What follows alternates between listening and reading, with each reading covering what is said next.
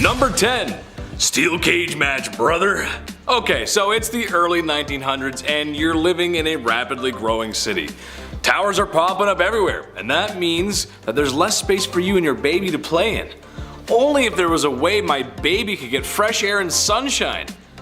Meet the baby cage. Yeah, a small metal cage with a tiny mattress for your baby. The said metal cage is suspended on your windowsill, making the baby suspend multiple stories above ground level. This is just a great idea. The idea behind this terrible idea was that the babies need fresh air and sunshine. Providing them with such was thought to improve their immune system and make them healthier. Besides the fact that the only thing separating your baby from becoming the worst rainfall event of the month was a thin metal cage. This is a prime example of why every product should be thoroughly tested and thought about before selling. Eventually, these did fall out of fashion, but in reality this wasn't that long ago, which is kinda crazy to think about. Number 9. Nuclear time. A lot happened in the 1900s. I mean, a lot. Couple wars here and there, the TV, the car. It was a busy century. A century full of discovery and invention. One such unusual invention was the radium dial, watches and clocks that were painted with luminescent paint, making the numbers and dials glow in the dark. Trouble with this new invention was the paint being used wasn't exactly safe, as it was made from radium. For the Breaking Bad nerds at home, radium is a highly radioactive element, even more so than the legendary uranium. So when a factory of women eager to get to work were told they were going to be painting watches with radioactive paint, do you think anyone asked for PPE? Truth be told, not everything was known about radium as it was only recently discovered, but what's so unusual is what factories told these women how to paint the watches. In order to give the brushes a fine tip, the women were instructed to use their lips to keep the brushes in perfect order, not knowing that day after day they were ingesting a very radioactive element. And in some sense of dark comedy, they sometimes had fun and painted their nails and on each other. I mean, it glowed in the dark, it was glow in the dark paint, it was new, it was cool. Over 50 women would become very sick from painting, and 12 sadly lost their lives. Number 8. I'm ready for my close-up. Ladies, this one's for you. In this day and age with social media, loving your self-image can be tough. There's tons of things that makeup companies and media do to make you want to be the people they want you to be. If you buy said product, of course. Well, I'm here to tell you that you don't need all that. You're gorgeous just the way you are, and lately, honey, you've been slaying it. However, this marketing manipulation isn't new, and in the past, most certainly wasn't very subtle. Introducing the Beauty Micrometer, the latest from How to Horrify People Daily. It was actually invented by the famed beautician Max Factor Sr. Hell of a name. This steel cagey device was placed over a poor woman's head, to then mathematically calculate the flaws that would be adjusted using makeup products. Obviously these are no longer around, and for good reason. I don't even have a joke for that one, that's just weird.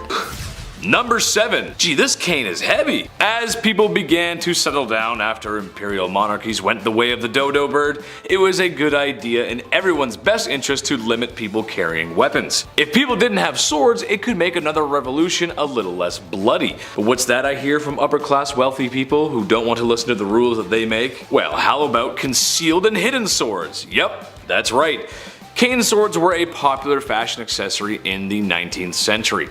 As carrying swords fell out of fashion, royal men needed to take swords with them for self-defense, or so they thought. Even women were concealing these hidden bladed inventions in parasols. However, it was socially unacceptable for a woman to have such possessions, let alone have the ability to know such training. As time went on, the hidden compartments that held blades were replaced with my personal favorite item, a flask. Number 6. Look at all these cool chickens. Let's face it, we all went through our awkward phases in life. And if you didn't live through the early 2000s as a youth, then bands like Linkin Park and My Chemical Romance just don't hit as hard. So when trying to find the weirdest inventions of the 1800s, I felt like closing my bedroom door and playing Green Day as I dye my hair because I'm super serious about how I feel. Why do I feel this teenage angst, you ask? Well, that's because there's rose-tinted glasses for chickens. Yeah, and they're cooler than me. Ugh. Yeah, little tiny eyeglasses for chickens, but they actually have a good use. They were designed to prevent pecking and cannibalizing other chickens. Ooh. The theory goes that if a chicken was wearing rose-tinted glasses, he couldn't distinguish between blood and what wasn't. That way they wouldn't attack each other. Yet another heartwarming comfort from the 1800s. Number 5. I'm coming out of this hole, partner. We enjoy many luxuries in the 21st century. Warm houses, everyday appliances, and the freedom to shout profanities at strangers on the internet you slightly disagree with, but you give them the business anyway because it's been a bad week and you deserve it. But probably what we should all be thankful for is modern medicine. Back in the 1800s, it just wasn't where it is today. A great example of that is safety coffins. A truly grim situation. A medical doctor has declared you dead. Now you are being buried alive. Have no fear, friends, because you had enough money for a safety coffin. The coffin contained a device or means of various designs, which was to alert the living of your mistaken burial and hopeful resurrection. The very rational fear of being buried alive most likely was spun from fiction and news at the time, with the occasional case happening here and there. However, I'm of the opinion it should be a never ever kind of thing. Yeah, no thanks. Number 4. Your bad hair day has just been terminated. Oh, to live in a time of industrial revolution where machines go and go. I'm sure that all this heavy industry won't enable bad practices of corporations and usher in the destruction of our environment. Pfft, no sir! This is the age of machines, and if machines can help with one thing, it most certainly can aid in another. May I introduce you the rotary hairbrush? Why brush your own hair when an overcomplicated machine can do it for you? At the time, it kinda made sense. Machines felt like they were the way of the future. They were kind of right, but at this rate everything in the home would have intricate pulleys or a steam engine attached. Steampunk, anyone? Number 3. Full of air. The Industrial Revolution changed the world, we can't deny that. That can also be said for the steam trains. But what about pneumatic powertrains? Back in the 1800s, a man named Alfred Eli Beach came up with such a design. Prior testing had proven useful enough to build a larger demonstration in New York. So he built a tunnel to test his air-powered train. It only ran a short distance, but the train held 22 people and was controlled by a roots blower nicknamed the Western Tornado. That was also my nickname in high school. Sadly, the project didn't receive much support from the government at the time, and other methods for trains eventually took over. Unfortunate, because it sounds like Alfred Eli Beach was very dedicated to the project, as he put up a very large sum of money to the project. The tunnel that housed the short train line was completed in 58 days. While he did have bigger plans for his train, it kinda just became an amusement for people. It was shortly shut down thereafter. But 58 days, that's pretty quick. I'd like to see that happen in a major city now. No way it's happening. Number 2. Get on my mongoose, bro. Looking at the Motor Scout, you can see the beginnings of what could be a 4-wheeler. Personally, I think it looks like a mongoose from Halo, but Mom thinks I play too many games. Designed by F.R. Sims in the late 1890s, it was never really meant for off-road terrain, instead to support infantry on smooth roads. Sims, understanding the annoyance of trying to ride your motorized quad cycle while someone is firing at you, placed a Maxim machine gun on the quad to return fire. Which is strange, because usually these things require a team of soldiers to operate. He also added an iron shield for a little extra protection. It is too bad the next major conflict would have a lack of usable roads and more trenches than anything else. While it never did see combat, it was somewhat useful, and would later inspire Sims to design the first armored car. Number 1. Bro, trust me. Everyone has a favorite article of clothing. For sports fans out there, it could be a lucky jersey, but back in the 1800s there was an article of clothing no British soldier could be without. The cholera belt. What does a cholera belt do exactly? Well, it helps to prevent cholera. I've got good sources, bro, trust me. The running not-so-scientific theory at the time was that any abdominal issues and sickness was caused by a chilly belly. So simply make your tummy warm and voila, cholera has been prevented. British soldiers in India were often given the belts unaware of the biohazard that was an epidemic. The belts were just flannel that basically wrapped around you. It's a good thing we're not superstitious today and would never buy into such ridiculousness. Number 10. Nintendo 64 Disk Drive. For youths everywhere in the 90s, nothing really compared to the Nintendo 64. Sure, Sega was trying and Sony's brand new PlayStation was making waves in the video game market, and it had great games too, but pound for pound the Nintendo 64 had it all. Amazing single player games and multiplayer that literally paved the way forward for other games of the future. I mean, just listen to these games. Mario 64, Ocarina of Time, Majora's Mask, Super Smash Bros., Star Wars Rogue Squadron, GoldenEye, Perfect Dark, Banjo-Kazooie, Mario Kart 64, Mario Party, WWF No Mercy. That one's one of my favorites, brother. I mean, that is just a few of the games to mention. It truly was an amazing console, and for the first try at 3D, very, very impressive. Well, how could it be on this list then if it was so great, Chetty, you're probably saying to yourself? Well, in case you didn't know, in the late 90s, well, it was changing times and CD-ROMs were all the rage. This is why in secret Nintendo was developing an attachment for the Nintendo 64 that would play disc games. However, after a troubled development and skeptical sales, it was only released in Japan, like a lot of good things. This was not one of them. Where it sold poorly as only 9 games were ever made for it, making one of the most beloved consoles of all time. Well, it left it with an ugly blemish on its legacy. Number 9. AquaNote. It sounds strange, but a lot of good ideas come from the shower. Maybe it's the isolation, maybe it's the smell of Irish Spring, or a hot shower on a cold winter's day. Oh, it's one of my favorites. But for some strange reason, a lot of people's best ideas come to you in the shower. Who would have thought? For me, it's jokes. As a comedian, I'm always thinking about stuff like that, and I swear I've come up with some real gems in the shower. It's too bad though that when I get out of the shower I forget. Too bad when I get out of the shower I forgot. Oh man. Well, clearly I need the AquaNote, a waterproof notepad so I can write down my thoughts and thinks without my Blue's Clues notepad getting waterlogged. Sounds great, right? Okay, sure, I guess it's helpful, but if I was using someone's shower and they had a notepad in their shower, well, it would be strange. Hey, sorry whoever uses this next. Shave my back hair and clog the drain. Sorry, XOXO. It's just a weird invention. It's not good. Number 8, new Coca-Cola. To me, there's nothing better than sitting in the hot summer sun, slathered in sunscreen, in my Muskoka chair because I'm a Canadian, and beside me is an ice cold Coke. I love beer, but there's just something about it I love. Cheers, Coca-Cola fans. How are you doing? I'm doing great. Now, I like the original recipe the most. However, cherry and vanilla are great. I'm just a vanilla guy. During the 1980s, Coke made a bold decision and released a new Coke formula. It was a bold decade, so, had to make moves. In 1985, the new formula made it past testers, but when it reached the public, there was literal public outcry to bring back the old stuff. The good stuff. Only a few short months later, shelves are restocked with classic Coke, bringing back the old formula, which may have also been a genius marketing technique. Number 7. Back to the Future. During the technological boom of electronics in the 1980s, there was one invention I think is really unusual. Computers, camcorders, and even home video game consoles were becoming commonplace all over the world. People who are familiar with retro Nintendo consoles are familiar with the likes of Super Mario Bros., The Legend of Zelda, or Contra. You may even remember a certain gaming accessory involving a laughing dog every time you miss a duck. What 80s kids might not remember is the Konami Laser Scope. Similar to Nintendo's Zapper, but with 2 key differences. 1, it's a headset instead of a pistol. 2, it's voice controlled, meaning when you come across enemies in game, you have to shout fire to fire in game. The Konami Laser Scope was bold and tried to be ahead of its time, but when taking a good look at it, 1, it makes the user just look ridiculous, and 2, it doesn't work.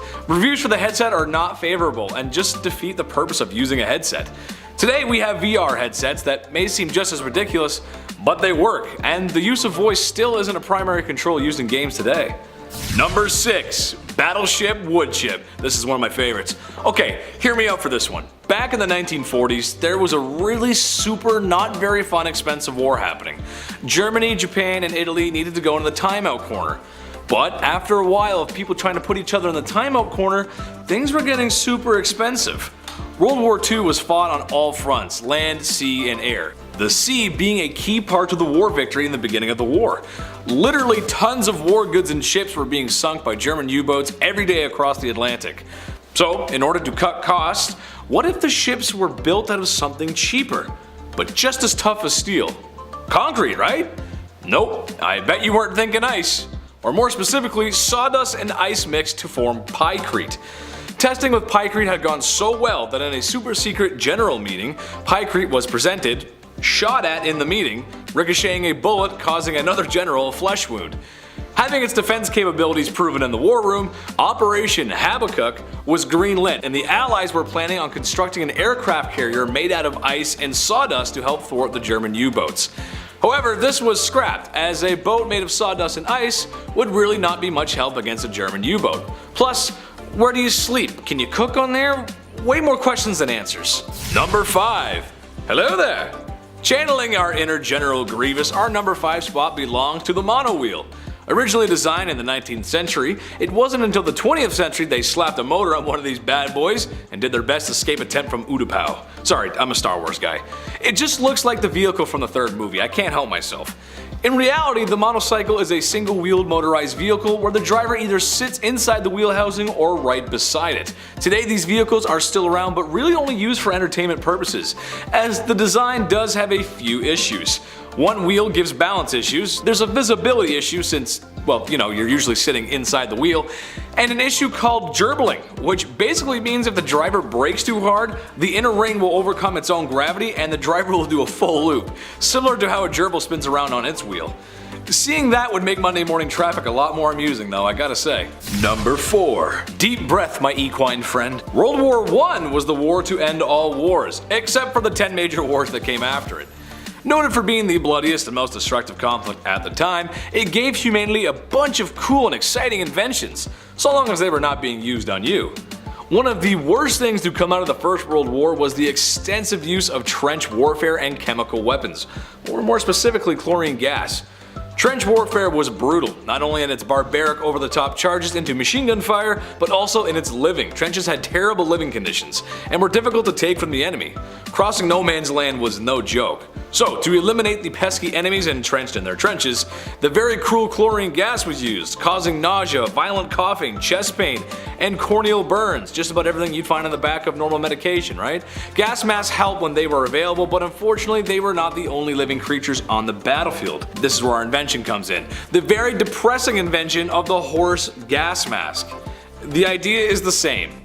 Horses need protection too, and since World War I was still a war powered by horses, it was more common than you might think, and a lot of our equine friends perished alongside us. Number 3. Wilson! Some of you may have been cool enough back in 1975 to own a pet rock. Some of you may have not. Looking back, it doesn't really make any sense. Sure, everyone needs something to keep them company. Tom Hanks would have never gotten off the island he was stranded on if it wasn't for Wilson. Imagine a world without Tom Hanks. I, for one, would not want to live in such a world. All jokes aside, the pet rock was a genius marketing campaign, very similar to the fidget spinner of recent years. It's proof that if you can get a fad trade rolling, you can sell anything. Now who wants some of my bathwater? Number 2. Chef's Kiss. Okay, it's 1958. Times are good. Cars have cool fins on them, Elvis is on the radio, and most of my post-traumatic stress disorder has cleared up since the war was over. It's all great. Ah yes, life is good. I can't wait to enjoy some modern cuisine. Well, let's see what's on the menu. I'll have to start with the frozen cheese salad. I'll have ham and banana hollandaise. And for dessert, I'll have the lime jello tuna pie. If that doesn't sound appetizing, I don't know what does. For some reason, halfway through the century, people just lost their taste buds. They were coming up with all kinds of disgusting foods. A lot of them are in low form for some strange reason. I think the grossest item that you can come across is a little invention called hongar. Sounds like somebody from Skyrim, but nay good sir. Hongar is a mixture of honey and apple cider vinegar. It was thought to provide great health benefits. The only thing that would give me is a spot in front of the toilet refunding my breakfast. Ooh. Number 1. Croom L. Germany was having a really hard time in World War II. The United States, Canada, Britain, Australia, France, and Russia too were all coming to give the mustache man a piece of their mind. Heavily outnumbered, it was time for a miracle. Time to see what top German scientists had up their sleeve. We have a rifle that can shoot around the corners. Isn't it wunderbar? Yeah, this thing is real. A curved barrel called a Kroomlauf, used for shooting around tight spaces like corners and out of tank hatches. During the waning years of the war, Germany was coming up with all kinds of crazy inventions to turn the tide.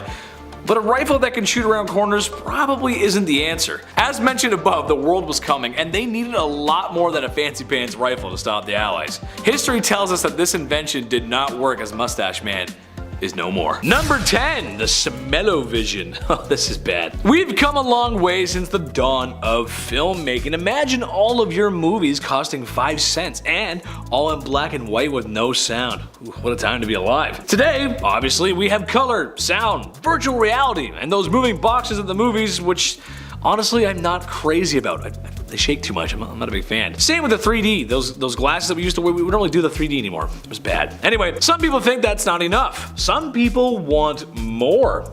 Enter the Smello Vision, created by a man named Hans Lube. I mean, that's just that just writes itself, doesn't it? The idea is that while you are watching a movie, you can smell the smells on screen. A field of grass, a car chase with burning rubber, a breakfast scene. My issue is what happens if I leave the Smello Vision on and I fall asleep on the couch and reruns of Dirty Jobs comes on? Ooh, yucky. Or better yet, you guys have a Smello Vision and you're watching my bloopers. Uh-oh, stinky. That wouldn't be very good, would it? Number 9, the Virtual Boy. This one's just crazy. I doubt many people would remember this, and in Nintendo's defense, they usually know what they're doing. Well, most of the time. Usually. There's so many remasters that they could do. It's a license to print money. I don't know why they don't. Come on, Nintendo, I'm waiting for it. The Virtual Boy, however, oh boy. I wouldn't expect many to have seen it since the sales were poor. The Virtual Boy was a 32-bit portable console that was basically a headset, except, you know, there's no straps to put it around your head, but a stand so you can play games on it while laying prone? Yeah, I'm not sure. My back hurts just looking at it. Doesn't make a lot of sense. The main selling point was the graphics. It was a big topic back in the 90s. The Virtual Boy was capable of 3D, which was huge for the time. Way ahead of its time. Except it was stereographic 3D and monochrome red. Everything was just shades of red. So watching footage of the gameplay gives me a headache, as I'm sure playing it would. So I can see why laying on your living room floor playing this, well, it sucks. Number 8, the black powder mousetrap. Mice. They're everywhere, and they suck. At least the wild ones. Some people got cute pets. So we place mouse traps to get rid of them. However, sometimes we get our fingers cut, which also sucks. Oh man, it hurts really bad. Or if you're a friend of Johnny Knoxville, it hurts all over. They do a lot of weird stuff with mouse traps. Love those guys. However, one design of mousetrap I think is the worst because it could potentially end your life is the black powder mousetrap. It was essentially just like ye olde cannons of the time. Black powder, big iron ball, except just on a much tinier scale. And in the house, because, you know, having a cannon go off in the house is a great idea. Sure, let's just have that. That makes a lot of sense, yeah. Number 7, red dye number 2. My mom was not the best cook on planet Earth. That's just the truth. However, hold on, everyone jumps all over me. Her baking was out of this world. Cookies, banana bread, cupcakes, Yorkshire puddings. I had to stay quiet during that one. She said they'd never rise if I didn't be quiet. You name it, Mama Chetty, she made it great. She used all kinds of ingredients, except for anything with red dye number 2. She always said it wasn't good for me, partially because I was, well, a little tanky kid and hyper, but also because during the late 70s she was told that a certain red dye number 2 was extremely harmful. Some scientists believed it was carcinogenic.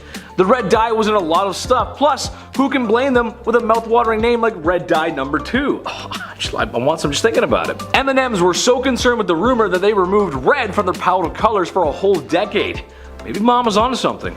Number 6, Sega Genesis add-ons.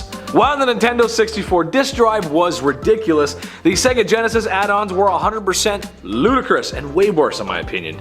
Mainly with 2 key add-ons, the Sega CD, which saw more use than the Nintendo 64 disk drive, with such classics like Night Trap, which I'm not even sure what to classify that game as.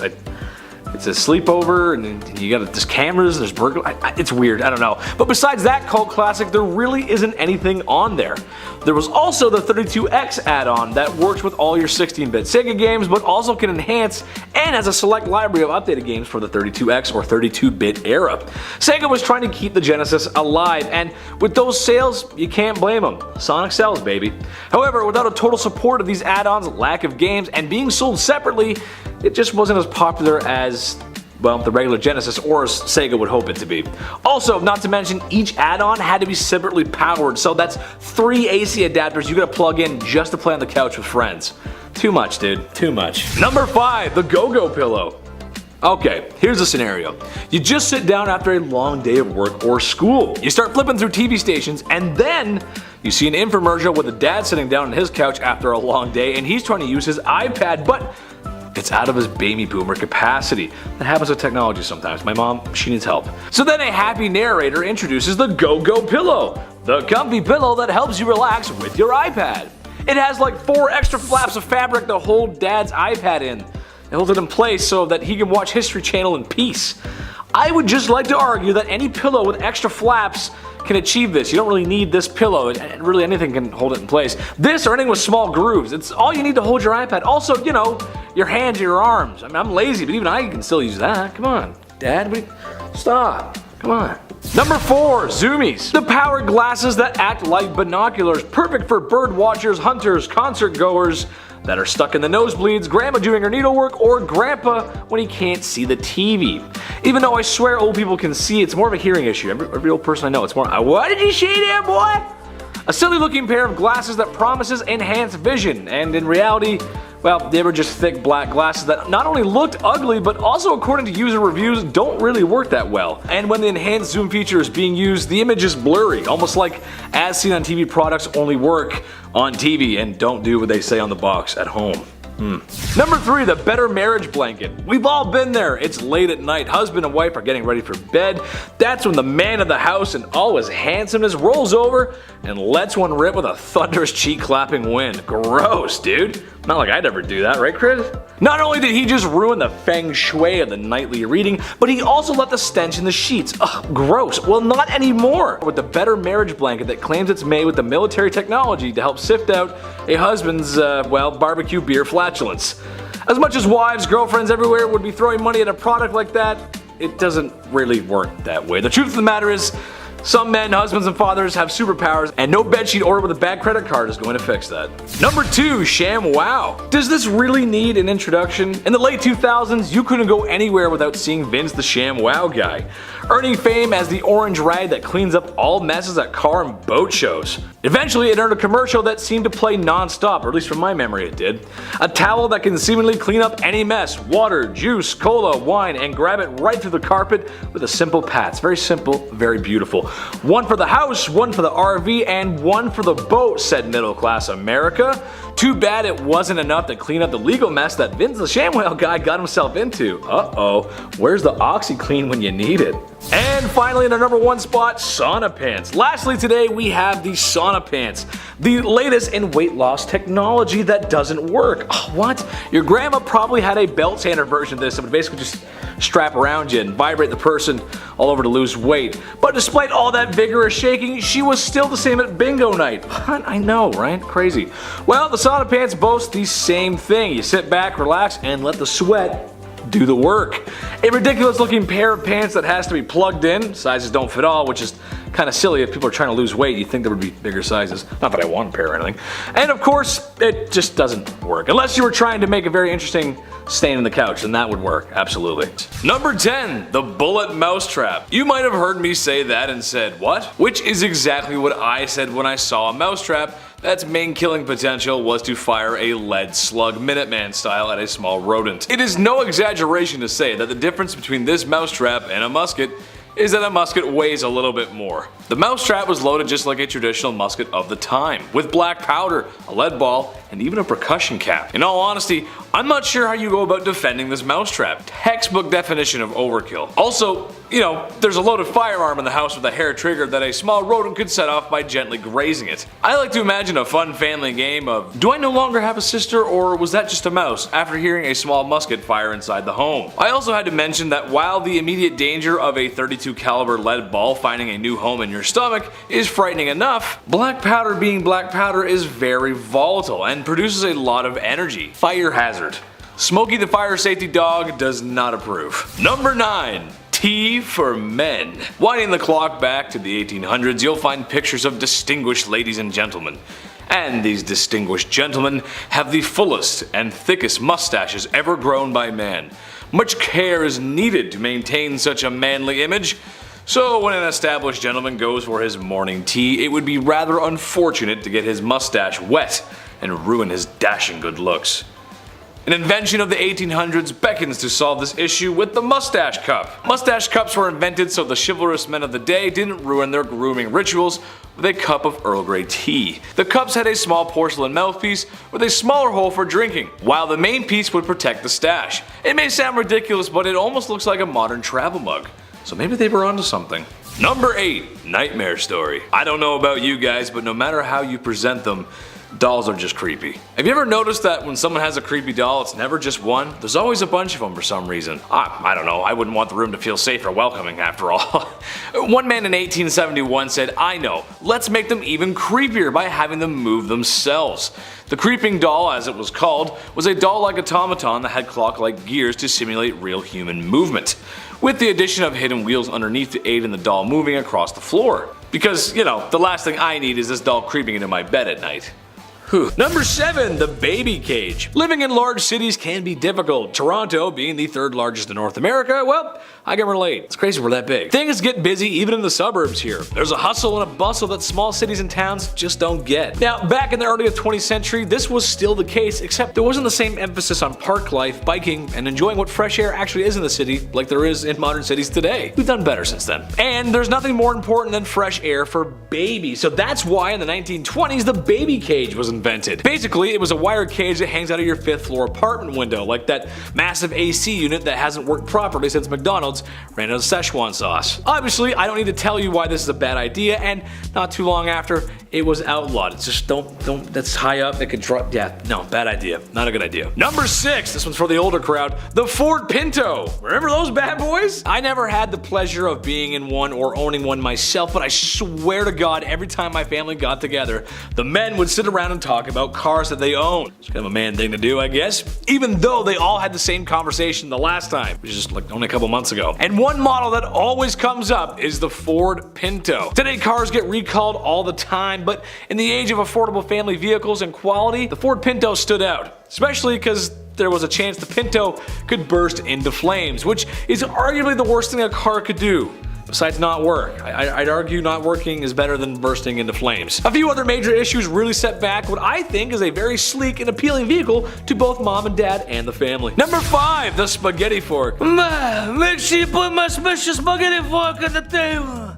I need to eat my pasta and gabagool. Italians and lovers of the best cuisine on earth, in my opinion, I love Italian cuisine, get ready to cringe. The twirling spaghetti fork is a battery operated fork that twirls when you push a button, so you no longer suffer the burden of twirling your own spaghetti. Listen, I'm a big dude, I'm lazy, I love staying in after a long week of work and playing video games, probably my favorite thing to do. Yeah, sometimes I order in because I don't feel like getting up, but not twirling mom's spaghetti? Come on, twirling the spaghetti, I argue that's the best part. No dinner with no should require AA batteries in my opinion, I'm just saying. You bring a fork, why you bring us a fork? Number 4, hydrogen blimps. It really must have been something to witness humans gaining flight. Something so previously impossible was now not only possible, but something that you had to pay money for, which is how you know it was very successful. Large jumbo jets full of croc-wearing tours headed to Slav attractions was still a thing of the future. We're not there yet. This is still the early 1900s. We'll get there. So how do we get people to places in large numbers and still manage to be opulent?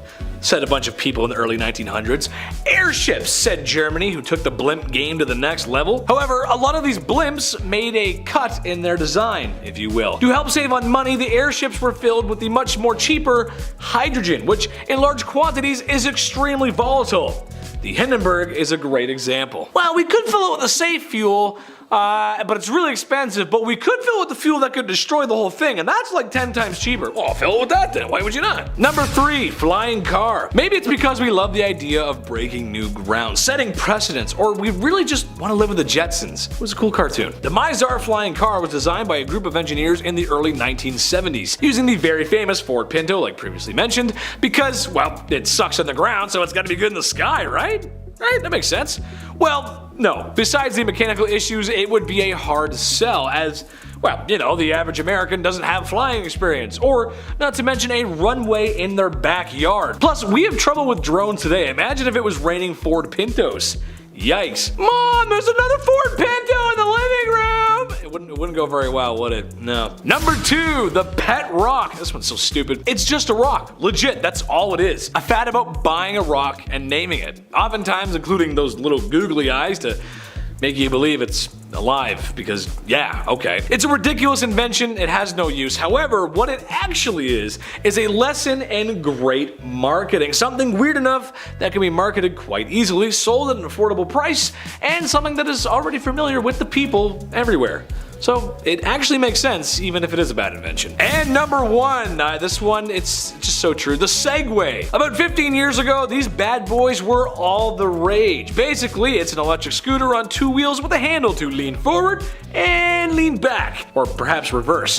While there was some success in malls and airports, there wasn't that many in public. The main reason? Well, it's no different than a scooter or a bike, really, and well, it kind of feels like an attempt to reinvent the wheel when we don't need it. Also, in 2022, how many people do you know that have a Segway? Seriously. And if someone pulled up in a Segway to your hangout, it'd be kind of weird, wouldn't it? Yeah, it would. Yeah, it would be weird.